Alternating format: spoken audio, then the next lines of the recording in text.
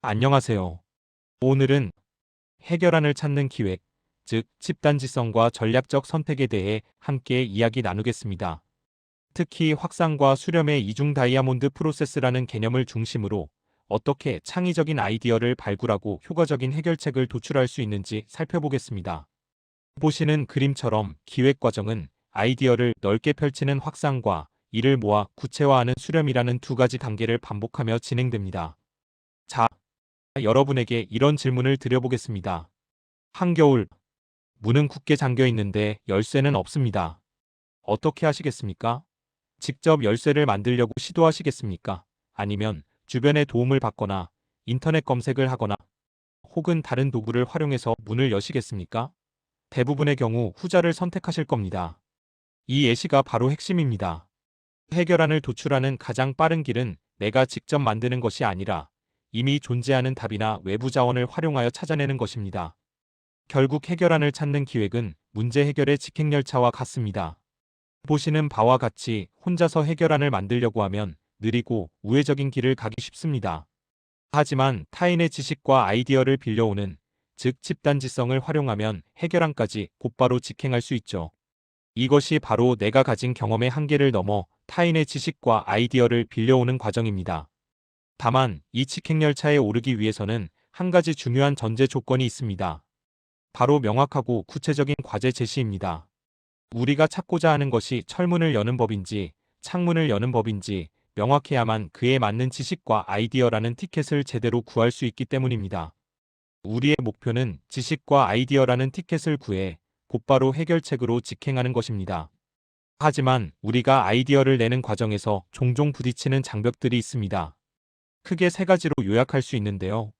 첫째는 인식의 장애입니다. 고정관념에 갇혀 자신의 경험 범주를 벗어나지 못하는 것이죠. 둘째는 문화의 장애입니다. 사회적 질서와 효율성을 지나치게 추구한 나머지 한 번에 한 사람씩 혹은 돌아가며 순서대로 이야기해야 한다는 식의 경직된 사고에 빠지는 것입니다. 마지막으로 감정의 장애가 있습니다. 혹시 내 아이디어가 비판받지 않을까, 웃음거리가 되지 않을까 하는 두려움이 새로운 아이디어의 싹을 잘라버리기도 합니다.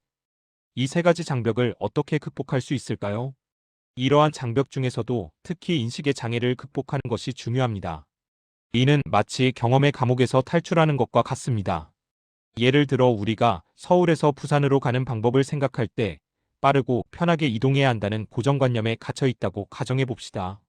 만약 빠르게를 포기한다면 자전거, 인라인, 걷기, 심지어 기어가기까지 다양한 이동수단을 고려할 수 있습니다. 또 편하게를 포기한다면 화물칸이나 썰매 같은 대안도 나올 수 있겠죠.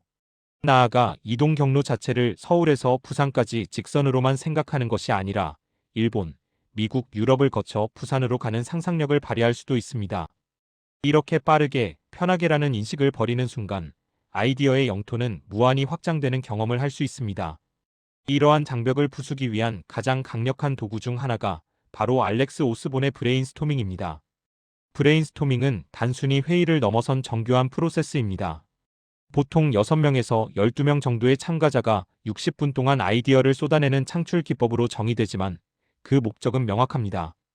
바로 앞에서 언급했던 인식의 장애, 문화의 장애, 감정의 장애를 극복하고 자유로운 아이디어 발상을 통해 혁신적인 해결책을 찾아내기 위해 설계된 과정인 것이죠. 브레인스토밍을 효과적으로 진행하기 위한 4가지 핵심 원칙이 있습니다. 첫째, 질보다 양입니다. 처음 나오는 이 30개 아이디어는 보통 예상 가능한 것들이 많습니다. 100개가 넘어가야 비로소 번득이는 아이디어가 나오기 시작하죠. 둘째, 비판 금지입니다. 어떤 아이디어라도 평가 없이 자유롭게 제시되어야 합니다. 평가는 나중의 일입니다. 셋째, 자유분방입니다. 다소 황당하거나 비현실적으로 보일지라도 모든 아이디어를 환영하고 난장판과 혼돈을 즐겨야 합니다. 마지막으로 편승환영입니다. 남의 아이디어에 살을 붙이고 더 좋게 발전시키는 것을 적극 장려합니다. 기억하십시오.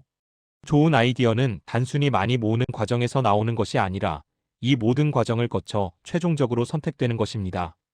이제 아이디어를 자유롭게 쏟아내는 확산의 단계를 넘어 냉정한 평가를 통해 수렴하는 시간입니다. 브레인스토밍이 새로움과 양을 추구하는 단계였다면 이제는 현실과 논리를 바탕으로 아이디어를 선별해야 합니다.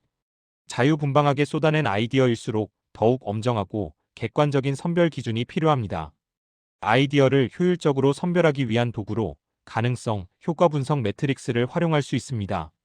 이 매트릭스는 아이디어를 효과성, 즉 기대 효과의 크기와 실행 가능성, 즉 비용, 노력, 시간이라는 두 가지 축으로 평가하여 시각적으로 포지셔닝합니다.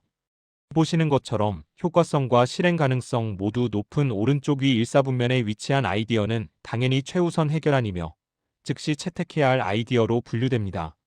하지만 우리가 주목해야 할 숨겨진 보물은 바로 이사분면의 아이디어들입니다. 이사분면에 있는 아이디어들은 효과성은 높지만 지금 당장은 실행이 어려운 것들입니다. 여기서 흔히 하는 실수는 실행이 어려우니 폐기하자는 결정을 내리는 것입니다. 효과가 높은 아이디어는 시대를 앞서갔을 뿐이지 가치가 없는 것은 아닙니다. 그래서 이러한 아이디어들은 미래 자산으로 남겨두어야 합니다. 1사분면의 아이디어가 당장 보고서에 담겨야 할 내용이라면 2사분면의 아이디어는 여러분의 수첩이나 개인 기록에 남겨두고 끊임없이 되짚어봐야 합니다. 왜냐하면 기술의 발전이나 시장 상황의 변화에 따라 언젠가 불가능이 가능으로 바뀔 수 있기 때문입니다.